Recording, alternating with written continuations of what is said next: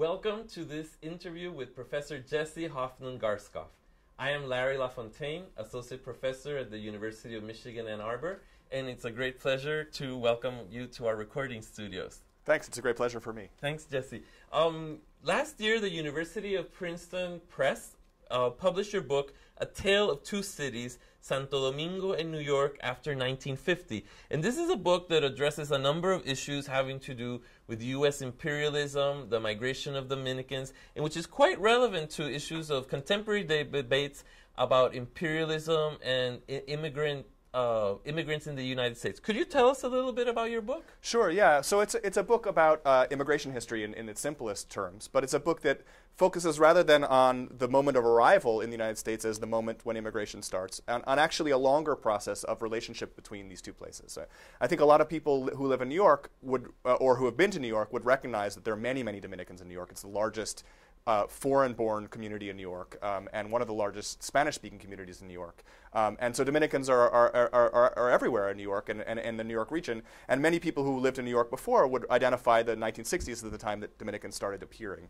And part of the point of my book is to understand how that appearance of Dominicans on U.S. soil is not a moment of beginning, but rather the middle of a very long process of international relations between the Dominican Republic and the United States. And to contextualize the arrival and the immigration of Dominicans to the United States in a longer history, which I think frankly has to be described as a history of imperialism.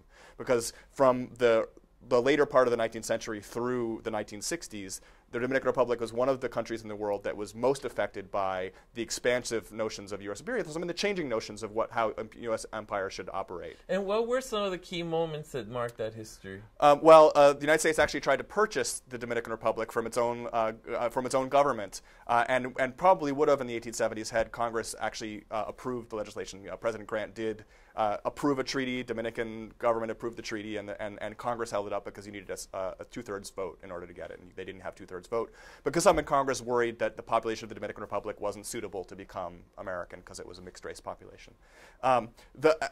Thereafter, one actual company, one Wall Street company from New York, purchased the entire national debt of the Dominican Republic and then helped a Dominican dictator to really increase that debt and thrust the Dominican Republic around the turn of the century into a very complicated set of revolutions, which finally the United States government decided to solve by taking over the Dominican Customs House. And from 1904 through the 1920s, the United States government actually had control over all of the monies that came into the Dominican government. They paid back debtors first out of a bank in New York, and then they gave a portion of the money to the Dominican government. And then from 1916 to 1924, the Marines actually occupied the Dominican Republic and governed by force. There was a military government of the Dominican Republic that was the United States government. There was no democratic process there. And then after the United States left, the power in the Dominican Republic very quickly shifted to the military, and particularly to one military leader who had been trained by the United States, a fellow named Rafael Trujillo. And he was the dictator of the Dominican Republic until 1961, when a conspiracy supported by the CIA assassinated him. And then another period of very, very, very intense U.S. negotiations, imperial negotiations, led to elections which were contested, a civil war, finally another intervention by the United States Marines in 1965, which ended up helping to elect a man named Joaquin Balaguer, who's president for much of the period of the book that I talk about, who was Trujillo's one of his leading henchmen and was an authoritarian leader straight through the 1970s. So that's just a kind of a quick synopsis of what was going on in the background when so many Dominicans start arriving in New York. And I don't think you can understand the relationship between Dominicans and their adopted city without understanding their longer relationship with the United States. And in your book, you focus on two communities, the community of Washington Heights in Upper Manhattan and the community of Cristo Rey in Santo Domingo, Dominican Republic. And what is the relationship, or how does that relationship impact our contemporary views about immigration and immigration rights?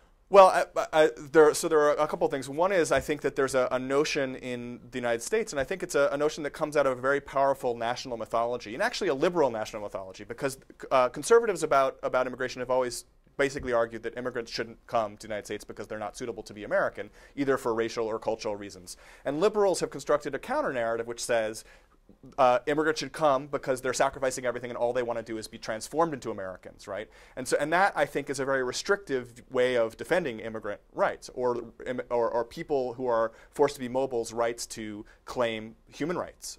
Because then if you somehow break that compact, if you don't behave in a way that makes it look like you're sacrificing everything to become American, then somehow it's okay to exclude you or it's okay to restrict your rights. And Dominicans, part of the reason for telling the tale from both sides is to put them in this longer context, but part of it is to show that Dominicans, for very good reason, and quite sensibly, continue to maintain ties with their homeland, even as they're establishing ties in New York. And in fact, one of the main strategies that they use to try and improve their lives in New York often is to maintain ties with their homeland, because there's not often much space for upward mobility in either space, but oftentimes by moving back and forth between them, you can find upward mobility. And my argument, and it's not only my argument, is that we should recognize that as a rational and quite moral social formation, and that should not lead someone to be excluded from basic human rights living in the United States. That as somebody's deviation from our notion of how they should behave as grateful new arrivals in the United States should not actually play into the way we discuss their ability to be defended from police brutality, from their families being divided by deportation.